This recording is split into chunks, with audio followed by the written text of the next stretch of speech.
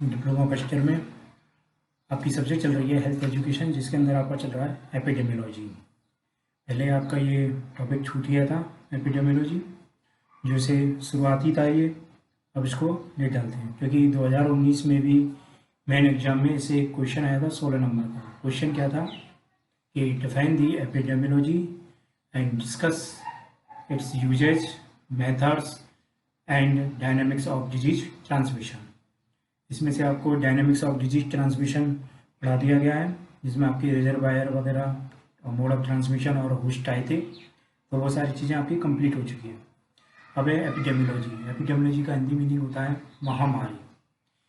कि महामारी आखिरकार इसके अंदर हम किस किस की स्टडी कर सकते हैं, क्या होती है, कैसे फैलती है, इसके एम क्या है इसका मेन, और इसके मेथड क्या होते हैं, इसके डिटर्मिनेंट्स वगैरह क्या होते हैं, वो इसके वन बाय वन समझ लेते हैं। सबसे पहले होता है एपिडेमियोलॉजी, मतलब study of the frequency, distributions and determinants of health related state and disease human populations. मतलब किसी भी पॉपुलेशन में किसी भी डिजीज या हेल्थ रिलेटेड कोई भी स्टेट्स वगैरह होते हैं, उसके डिटर्मिनेंट्स, उसके फैलने के और उसकी फ्रीक्वेंसी की स्टडी ही क्या कहलाती है, एपिडेमियोलॉजी कहलाती है। एपिडेमियोलॉजी की मेनली कितने हो गए, 3 कंपोनेंट हो गए। एक तो गया आपका फ्रीक्वेंसी, सेकंड आ गया आपका डिस्ट्रीब्यूशन, और थर्ड आता है आपका डिटर्मिनेंट्स। तो सबसे पहले देखते हैं डिजीज फ्रीक्वेंसी। डिजीज फ्रीक्वेंसी इसको मेजर्ड किया जाता है किसी रेट या रेशियो। रेट का मतलब जैसे डेथ रेट, इंसिडेंस रेट, इसके द्वारा हम क्या करते हैं, डिजीज की फ्रीक्वेंसी को मेजर किया जाता है। इसके अलावा और भी हैं, also study health related events जैसे like height, weight, blood pressure. जैसे कि आपके कॉलेज में कितने कैंप लगा था, तब 18 साल के ऊपर से बच्चों के क्या लिए गए थे, बीपी वगैरह, उसकी हाइट वगैरह चेक की गई थी। तो एक प्रकार से ये क्या किया जा रहा है कि किसी भी डिजीज की फ्रिक्वेंसी को चेक किया जा रहा है। यदि वेट कम है तो कहीं उसमें किसी और कोई डिजीज की फ्रिक्वेंसी तो नहीं है एक प्रकार से। तो ये सारे क्या कहलाते हैं कि डिजीज फ्रिक्वेंसी, बीपी चेक करना, हाइट चेक करना और वेट को भी मेजर करना। सेकेंड आता है आपका distribution of disease.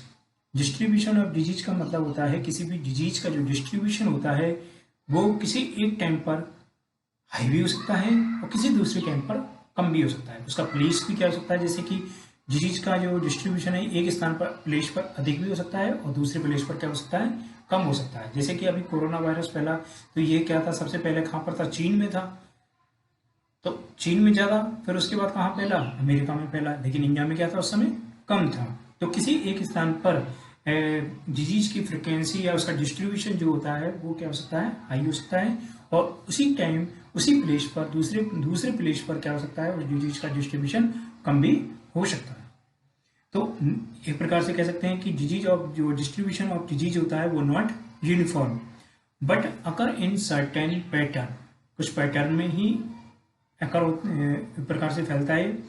The pattern varies in relation to person, population, place and time.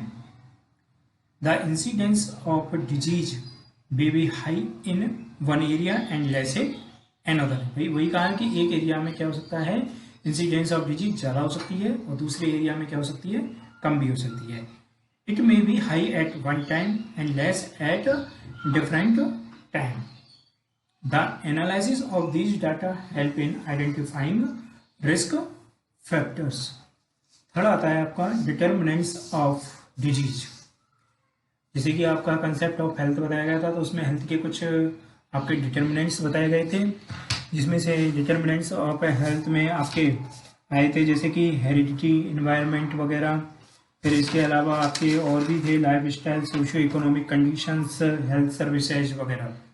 तो इसमें डिजीज के भी क्या होते हैं, वही एक प्रकार से क्या हो गए, डिटर्मिनेंट्स हो गए। यदि किसी भी प्रकार की हेल्थ सर्विसेज है जैसे कि जो उसको नहीं रोक पा रही है, या कह सकते हैं कि किसी भी प्रकार की लाइफ स्टाइल, जैसे कोई बहुत से स्मोकिंग, अल्कोहलिज्म वगैरह करते हैं, तो वो एक प्रकार से क्या करते हैं, डिजीज को बढ़ावा देते हैं। तो यही क्या है, डिटर्मिनेंट्स ऑफ डिजीज होते हैं। The unique feature of epidemiology is to test aetiological hypothesis and to identify the causes, मतलब रिस्क फैक्टर। तो रिस्क फैक्टर वही अल्कोहलिज्म वगैरह, स्मोकिंग वगैरह, ये सारी चीजें आ गई।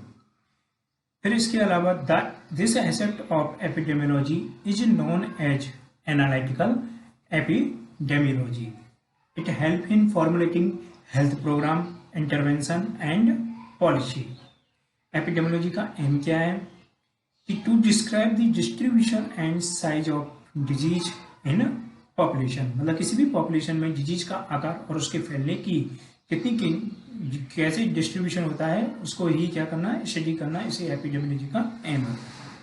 फिर इसके अलावा होता है to identify aetiological factors in the causation of disease. मतलब एटियोलॉजिकल फैक्टर मतलब रिस्क फैक्टर वगैरह जो डिजीज के कॉजेज हैं, कॉजेटिव एजेंट्स होते हैं, उन्हीं की स्टडी करना एपिडेमियोलॉजी है, उनको आइडेंटिफाई करना है.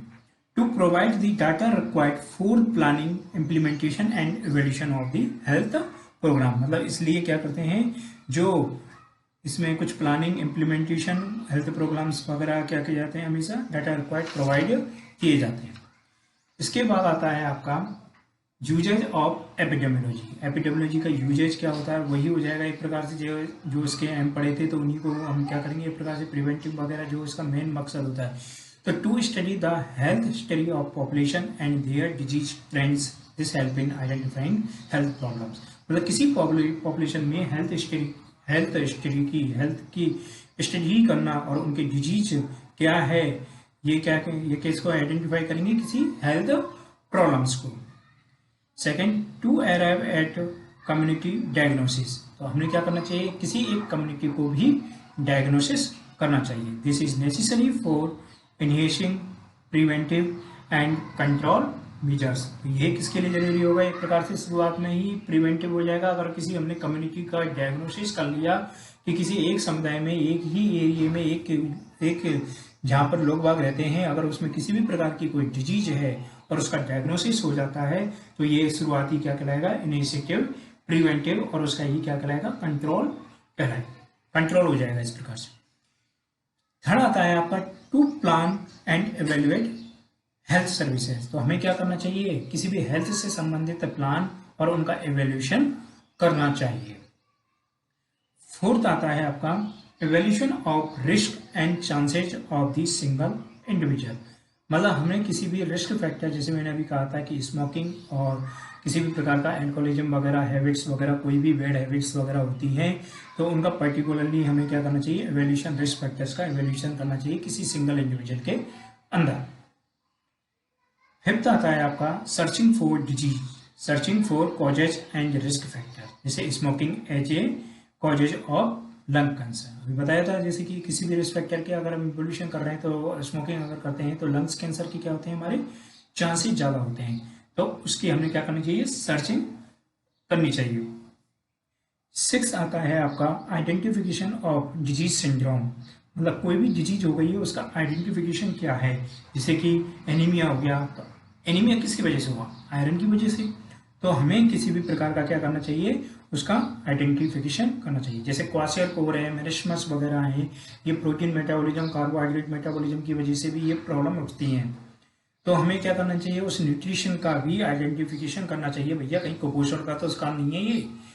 तो यही क्या कहलाता है, आइडेंटिफिकेशन ऑफ डिजीज सिंड्रोम कहलाता है. इसके बाद आते हैं आपके method of epidemiology. Method of epidemiology मतलब इसके क्या क्या मेथड होते हैं. आपकी सबसे पहला मेथड जैसे कि क्वांटिटेटिव स्टडी की जाती है. सेकंड हो जाता है इसमें डिस्क्रिप्टिव स्टडीज. थर्ड आता है आपका एनालिटिकल स्टडीज एंड फोर्थ आता है आपका एक्सपेरिमेंटल स्टडीज. तो वन बाय वन इनको हम कल से समझ लेते हैं.